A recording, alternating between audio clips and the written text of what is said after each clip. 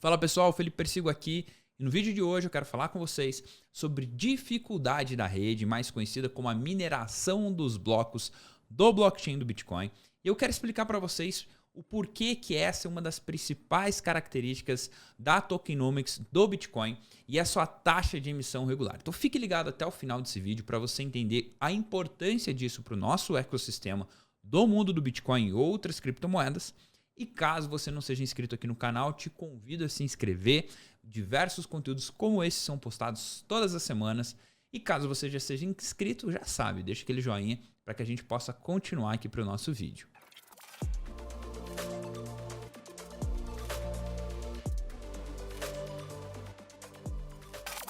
E como eu comentei então, uma das principais características do tokenomics, e quando a gente fala tokenomics, nós estamos falando da característica econômica de um token, aqui no caso do Bitcoin, é a sua taxa de emissão regular.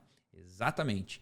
Essa é uma das principais características que fizeram com que o próprio Bitcoin e outras criptomoedas dessem muito certo. Ou seja, ganharam confiança de várias pessoas, de um ecossistema como um todo, para que essa característica desse valor a esse ativo, ou seja, para que esse ativo possuísse valor, as pessoas confiaram em características como essa da sua emissão regular. Ao longo do vídeo eu vou explicar para vocês o que é um pouco disso, mas basicamente a emissão fixa do Bitcoin ela é determinada principalmente por algumas questões técnicas muito importantes ligadas a mecanismo de criptografia que protege a rede tanto quanto os princípios econômicos que tornaram o Bitcoin um investimento aí tão interessante e tão rentável nos últimos 10 anos. Mas vamos dar uma olhadinha no tempo do bloco do Bitcoin e como que funciona essa taxa de emissão de Bitcoin. Então, uma taxa de emissão de Bitcoin corresponde a uma taxa de mineração de blocos do blockchain.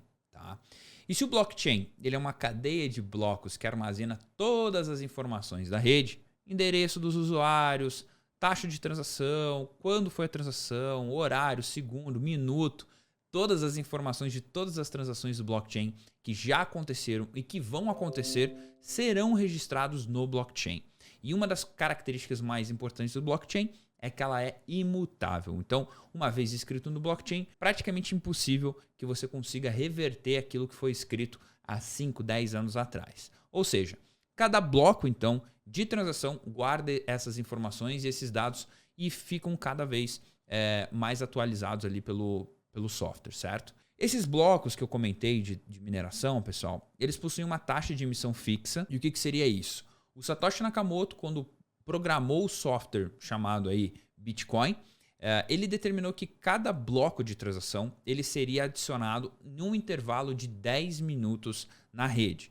Ou seja, a cada 10 minutos, pode variar um pouquinho para mais, um pouquinho para menos, seria emitido um novo bloco. E esse bloco é onde conteria todas as informações de transações, de custos, quantidade de cripto que seria transferido naquele bloco específico. Então, a cada 10 minutos, se nós pegarmos agora um bloco sendo criado, ele teria diversas transações lá dentro, com diversas informações, e essas informações seriam ali então mineradas, seriam processadas, e nos próximos 10 minutos seria então formado um outro bloco que sucessivamente teriam sido criados aí ao longo do tempo. Né? Então criou 10 minutos depois, cria-se outro, depois de 10 minutos cria-se outro, e assim sucessivamente. Por isso que blockchain ele tem um significado de cadeia de blocos, porque forma um bloco, esse bloco vai estar interligado no próximo, através do algoritmo de hash.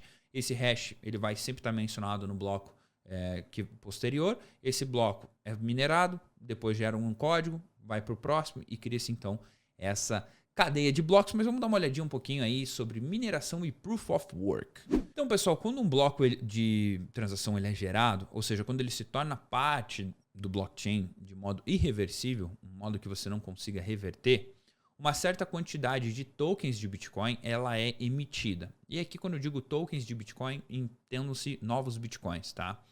Eles são emitidos e é por isso que o processo se chama mineração. Os mineradores, então, eles são todos os usuários que estão conectados à rede do Bitcoin e que competem pelo direito de minerar um bloco de transação. Então, diversos milhares, centenas de milhares de computadores eles ficam ligados tentando disputar a mineração daquele bloco específico. E essa disputa, pessoal, ela é feita através de computação, né, de problemas aritméticos ligados à criptografia de hash, que protege o blockchain. E quando o minerador ele encontra, então, essa solução a esse problema, né, ele prova que aquele trabalho dele foi feito aos demais e ele acaba ganhando, então, essa recompensa, né? Uma das coisas que é muito interessante, esse processo, ele se chama de Proof of Work ou prova de trabalho, porque você precisa fazer o trabalho da mineração daqueles dados através do algoritmo que eu comentei, de criptografia de hash, e quando você prova que aquele trabalho foi feito por você e que aquele trabalho é verdadeiro, você recebe então essa recompensa. A prova de trabalho nada mais é do que o mecanismo de consenso do Bitcoin, que através dele todos os participantes da rede eles se descentralizam de uma certa forma e chegam a um acordo que aquele novo bloco é seguro e é verdadeiro e o minerador está de boa fé ali atestando todos aqueles dados que foram propostos.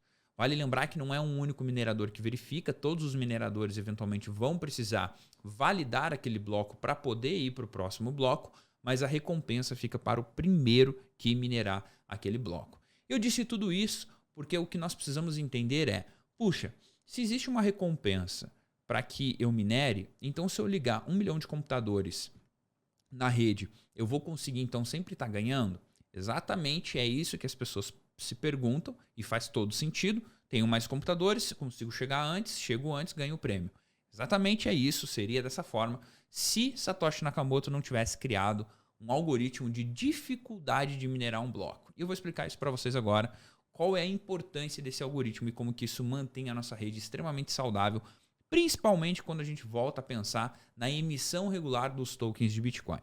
Se você está curtindo o vídeo até aqui, não esquece de deixar aquele comentário boladão no sentido de, pô, conhecia isso, eu não conhecia isso, mas vamos aqui continuar o nosso vídeo então.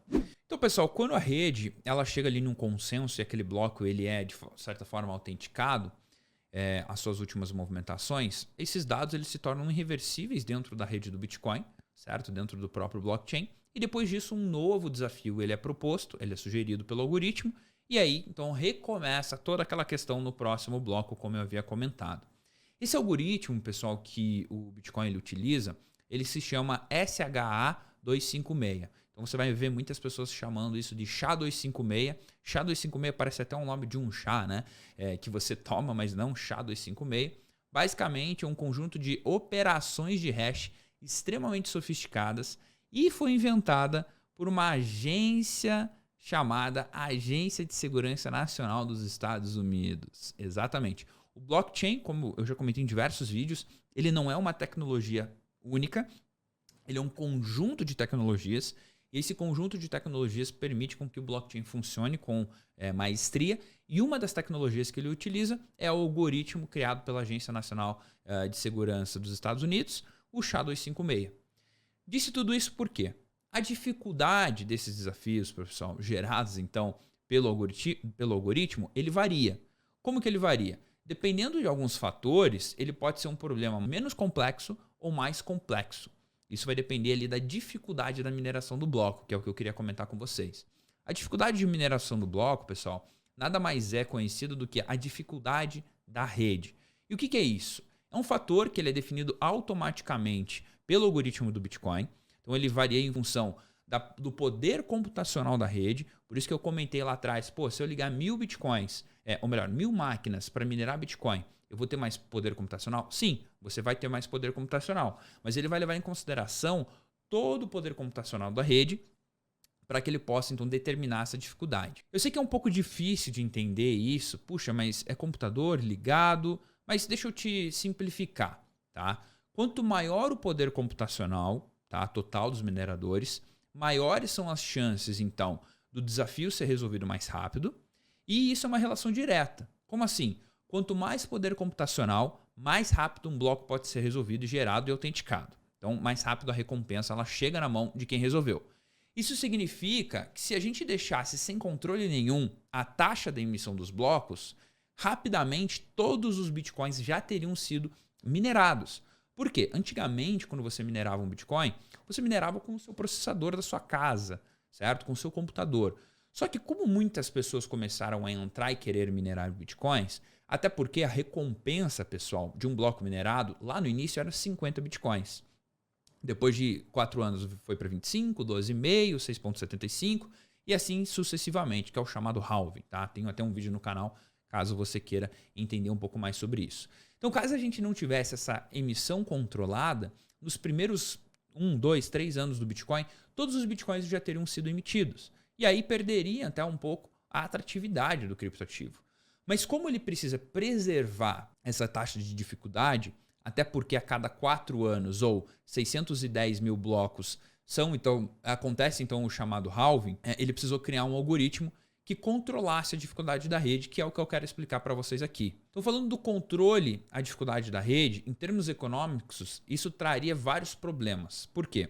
Uma das principais características que tornam o Bitcoin valioso é a sua escassez e a sua emissão controlada. Então, por exemplo, aquilo que eu havia comentado, quanto mais poder computacional a rede tivesse, mais a dificuldade, então, ela aumentaria de forma correspondente. Como é que funciona esse ajuste, Felipe? Alguém vai lá e vira uma chave, calcula? Não. Esses ajustes eles são feitos a cada 2016 blocos, ou aproximadamente a cada 2 semanas. Lembrando que a cada bloco tem 10 minutos. Então, projeta-se 2016 vezes 10 minutos, dá ali mais ou menos a cada 2 semanas. Então, a cada 2 semanas, o poder computacional ele varia, né? Então, ele vai variar muito mais rápido do que a dificuldade da rede, porém, a dificuldade da rede ela vai se autoajustar. Vale lembrar, pessoal, que é de forma automática, é calculado de forma automática tudo isso, para que preserve-se o tempo de 10 minutos da taxa da emissão dos novos blocos, tá bom? Isso é muito importante você saber.